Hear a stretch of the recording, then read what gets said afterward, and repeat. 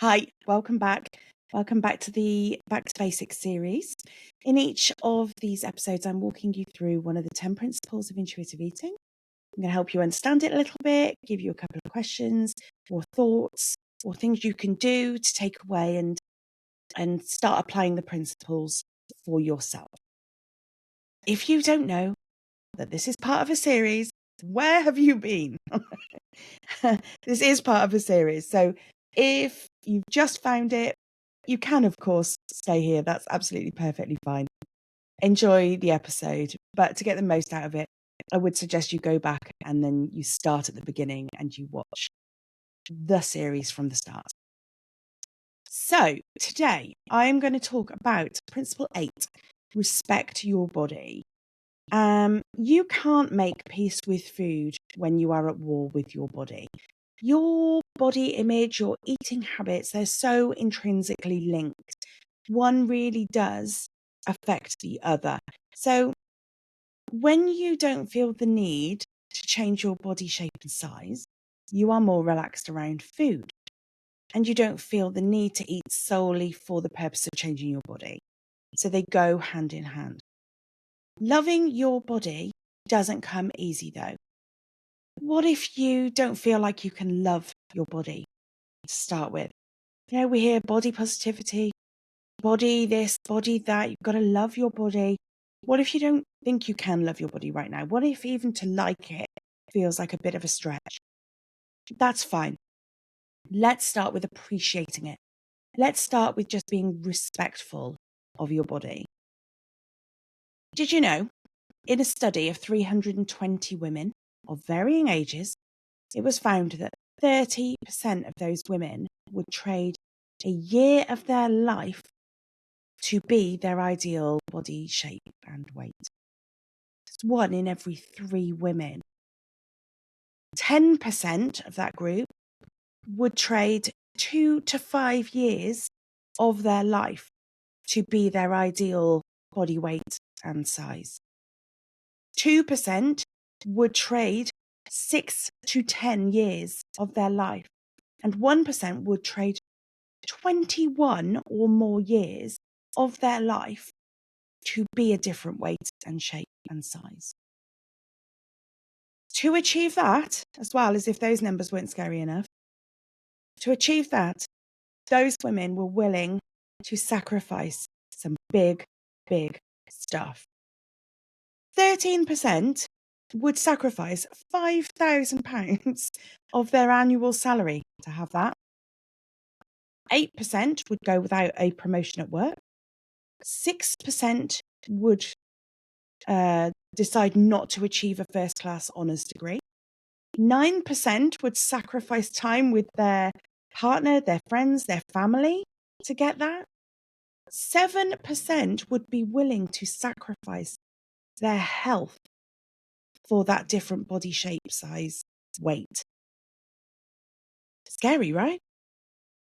39% of that group of women would be happy to have cosmetic surgery to change their appearance. And 76% of those would want multiple surgical procedures. A whopping 93% had negative thoughts about their appearance in the past week, and 31% had negative thoughts about their body several times a day. And it wouldn't surprise me to hear that you probably fit into one of those brackets. This is not me being judgmental. It's not something you should feel bad about. But they are very scary figures, aren't they? And this goes back to diet culture and beauty standards, the way we're expected to look a certain way, the belief that we should look a certain way. So how do we start to like ourselves with all of that? How do we start to respect our bodies? We have to start from within ourselves. That's why my membership's called Eat From Within. Oh, good, huh? You have to start from within. I get it. Negative thoughts about your body when you're not happy with what you look like. I get it. I understand getting up in the morning, seeing yourself in the mirror. I understand the awful experience that clothes shopping can be. I understand when it feels like there's things you can't do because your body is getting in the way. So I'm thinking about things like doing your shoelaces up, that sort of thing. I understand feeling like you can't take part in anything because your body's too big or that it just won't let you. I understand having a long-term loving relationship, but still, even years later, feeling like you have to hide your body away because how can somebody possibly find me attractive like this? How can somebody possibly find me sexy like this? I get it. I really understand. And while all that is swirling around inside your head, it can be so difficult to feel positive about your body. But I promise you, you can change that mindset. You can change it and it will give you a completely different outlook on life. It will change your outlook on the day. It will change your mood. It will change what you choose to wear. It will change the activities that you take part in and the events that you go to. It will change your confidence in your intimate relationships. It will change your relationship with food. It will. But in order to have those changes, you don't have to love yourself. It is not some kind of switch, right? You can't just go from really disliking yourself to absolutely loving yourself overnight. It takes time. This takes time. You have to unpick all the beliefs around food in your body and you have to replace them with new ones. You have to find new ways of looking at yourself and probably in more detail than you've ever done before. You are going to start scrutinizing yourself, but in a nice way so that you can change your old thoughts that were just so automatic. So wherever you're starting from here, we're going to strive for a place that is full of respect and appreciation. That's what we're going for, okay? This is different to loving yourself. Maybe one day you will go on to love yourself and think you are the most incredible person on the planet. I hope that you do. But I also think that you can love yourself without being particularly respectful to your body or appreciating it properly. So let's start there, okay? Let's start with appreciation and respect. This is what Intuitive Eating Principle 8, respect for your body, is helping you to do, okay? Let's get to a place where you respect yourself, appreciate yourself, a place of neutrality, maybe, where you don't love, but you don't hate yourself anymore. But you do see the good in it and you want to care for it. And then that also, in turn, sets the tone for what everyone else should do in respect of you, how everyone else should treat you. In intuitive eating, we can use a tool called the Body Appreciation Scale. And basically, this is a set of statements. And for each statement, you would consider whether it's a yes or a no or a maybe. So these are statements such as, I respect my body. I feel good about my body. I feel that my body has some at least good qualities. I'm attentive to my body's needs. I appreciate different or unique aspects of my body. My behavior reveals my positive attitude to my body. For example, I walk with my head held high. Gosh, that was hard to say. I walk with my head held high, smiling. So those are a yes or a no or a maybe for you. What do you think? There are more. That's just an example from the list.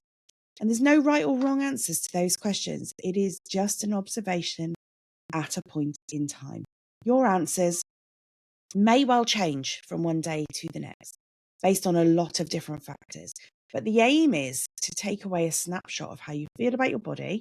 And then over time, as you work on your body respect, you'll be able to tick more yeses and less nos and maybes. That would be good, right? And it helps you to see the progress that you're making too. There is so much that affects how you feel about your body. Body image is not just an inside job. There will be plenty of aspects of life that will affect how you feel about your body, both negatively and positively. Some you'll have control over, others you will not. You can't change, for example, whether it's a bright and sunny day or whether it's raining and miserable, because that makes a difference, right? It makes a difference to your mood, how you approach the day, how you feel about yourself, the clothes you're going to put on, that sort of thing. You can't change the stock in a clothes shop. So whether you can shop there or not is totally out of your control. And that can affect how you feel about your body. However, if you can recognize some of the things that are going to affect you, you will have a better awareness of why some days you don't feel as good as others. Regardless of how those thoughts come about, we do place a lot of blame on our bodies, don't we? When we feel low, we put the blame on our body. We blame it for the number on the scales. We blame it for how you can't go clothes shopping easily. We blame the body for whether we can exercise or move as much or as well as we would like to. We blame the body for how easy or difficult traveling might be. Aeroplane seatbelts, I'm looking at you. We blame the body for how we feel when we go to social events. We blame the body for how we feel when we are eating out. We blame our body when we hear others criticize or comment or see them look at us, don't we? And we do it. Get your words out, Terry. We direct our frustrations at our body. We say to ourselves that it's our fault that we can't buy clothes. It's our fault we can't go to these events comfortably. It's our fault that people are criticizing and making jokes about us. Maybe those are right. And that maybe we have let ourselves go and we should do something about that. Have you felt any of those things? Then you dwell on it, don't you? And the more you focus on it, the worse you feel, the more you become kind of disgusted at your body, and you continue to tell yourself that you should lose weight and you should be better somehow. But this is personal gaslighting. It is not true.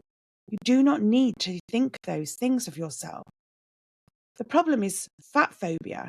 It is diet culture. It is everywhere. Think about the messaging that you read and you hear in so many different places. We read and hear things in schools, at work, at the gym, by healthcare providers, at the theatre or the cinema, in the media, on social media, from friends and family, by the beauty industry, by the fashion industry. It's torture if you are not in a straight size body. But actually, the onus is on everyone else but you. It is the responsibility of the venues and the transport companies, of the employers, of other people to provide facilities that are suitable for all. It is the responsibility of the beauty industry and the media to start representing all bodies. It is the responsibility of healthcare providers to be better educated.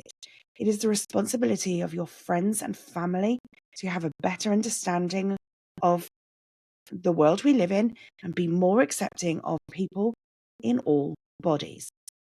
And that can start with you, helping them to understand it, helping them to know where the comments are not acceptable. You can play a part in that. But you do have to stop blaming your body. And body respect is not blaming yourself for those things. You have to remember, your body really is amazing. We constantly think about how we look and the shape and the size that we are. But we don't often go much deeper than that, do we? And that is why I'm going to encourage you to start doing that now. Start looking at how amazing your body is. Find the parts of your body that you can appreciate, that are not aesthetic, not visual. Things like your eyes. Can you be grateful for your sight? Your ears. Can you hear the voices of your children? Can you hear your partner saying nice things to you? Can you hear the birds in the trees? Can you hear the wind blowing an absolute gale outside my window? Your brain just does stuff. Keeps your body functioning. It holds wisdom. It holds knowledge. Your arms, your hands, do they allow you to hug someone, carry your shopping, allow you to do your job? Does your torso, your belly, your hips, does it all hold you strong? Maybe you carried a baby. Maybe your belly is a soft, squidgy, comforting cushion for your child or your partner to lay their head on. That area of your body houses your digestive system too. Your legs, your feet, do they carry you around? Are your muscles supporting you? Are they allowing different types of exercise, movement, dance, fun? When you have found some parts of your body that you can appreciate in that way, then maybe you can move on to liking some of the way that they look too. The colour of your eyes, your perfectly shaped and polished nails, the shape of your shoulder, your curvaceous hips. Pick some parts that you could really get to like. Giving yourself this appreciation is body respect. And when you can appreciate and respect these body parts more, you will naturally want to be kinder to them. You will naturally want to care for them more. As a body image trained coach, I have got a wealth of tools to help you improve how you feel about yourself. And I've got a whole mini course on body respect in my Eat From Within membership. So if you would like to know more about that or about having personal coaching with me, I'd really love to hear from you. Just drop me a line.